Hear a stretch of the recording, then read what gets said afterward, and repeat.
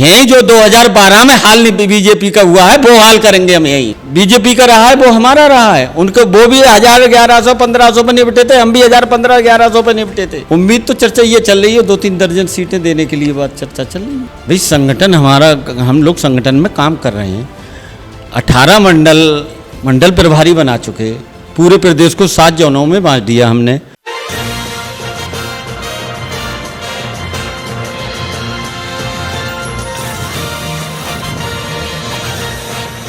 उत्तर प्रदेश की राजनीति में लगातार हलचलें जब बढ़ती हैं तो फिर सरगर्मी भी बढ़ती है।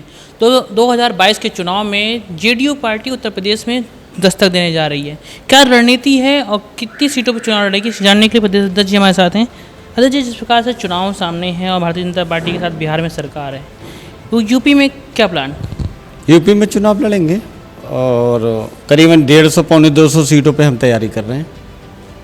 और अगर गठबंधन की बात की जाए तो शीर्ष नेतृत्व ऊपर बात चल रही है, कर रहे हैं, लेकिन अभी तक हमारे नीचे तक कुछ नहीं आया। देखिए, मुद्दे होते हैं। सबसे अहम बात है जेडीयू पार्टी लंबे समय से यूपी से बाहर है। यूपी में आप आएंगे तो किन मुद्दों की बात करेंगे, किन मुद्दों पर आप चुनाव लड़ेंगे? बिहार मॉडल, नौजवानों की समस्याएं और किसान। बिहार मॉडल की बात करते हैं तो बिहार में लगातार बाढ़ रहती है। नीतीश जी ग्राउंड पे रहते हैं वहाँ, तो बाढ़ से मतलब मॉडल क्या दिखाएंगे आप, क्या दिखाना चाहेंगे यूपी में यहाँ पे? क्योंकि यहाँ भी बाढ़ ही बाढ़ दिखाई पड़ रही है बिहार की तरह। वहाँ जो शराबबंदी है, महिलाओं के लिए जो नीतीश जी ने काम किया है, जैसे शराबबंदी है, 50% आरक्षण दिया है महिलाओं के लिए जिला पंचायत चुनाव में, और 35% आरक्षण नौकरियों में दिया है। ये तो महिलाओं के लिए काम किया है। बकाया बिजली से लेके नल जल, ऐसे बहुत सारी योजनाएं हैं जो यूपी में नहीं हुई हैं, वहाँ सक्सेस हो गई हैं। बिजली, नल जल, वहाँ क्या हुआ कुछ बताएंगे? वहाँ नल जल जो प्रधानमंत्री ने अब ये योजना यहाँ लागू किया है, वहाँ पहले से लागू हुई थी और वहाँ चल रही थी। वही देश के राजनीति में वही योजना लागू की गई है। नीतीश जी कई बार आए हैं, भाजपा के साथ दिखाई पड़े हैं, यूपी के मंच पे क्या आएंगे और प्रचार करेंगे, तो फिर क्या लगता है कि राजनीति में ध्रुवीकरण होगा? क्योंकि यूपी में तो जेडीयू का कोई वोट बैंक है नहीं वर्तमान में। क्यों नहीं है भाई? संगठन हमारा, हम लोग संगठन में काम कर रहे हैं। 18 मंडल प्रभारी बना चुके, पूरे प्रदेश को 7 जोनों में बांट दिया हमने। 75 जिला अध्यक्ष बना चुके, और जो बॉर्डर से लगी हुई सीमाएं हैं वहाँ तो हम नीतीश जी का बहुत अच्छा वोट बैंक है।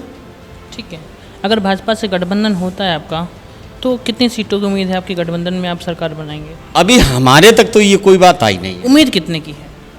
उम्मीद तो चर्चा ये चल रही है 2-3 दर्जन सीटें देने के लिए बात चर्चा चल रही है। राजभर की तरह तो नहीं होगा कि पहले गठबंधन में बाहर कर दिया जाए?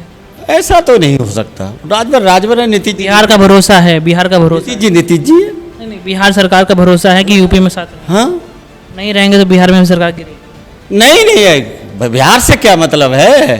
यही जो 2012 में हाल बीजेपी का हुआ है वो हाल करेंगे हम। यही बिहार से क्या मतलब है? नहीं, मतलब तो भाजपा को अकेले हराएंगे फिर।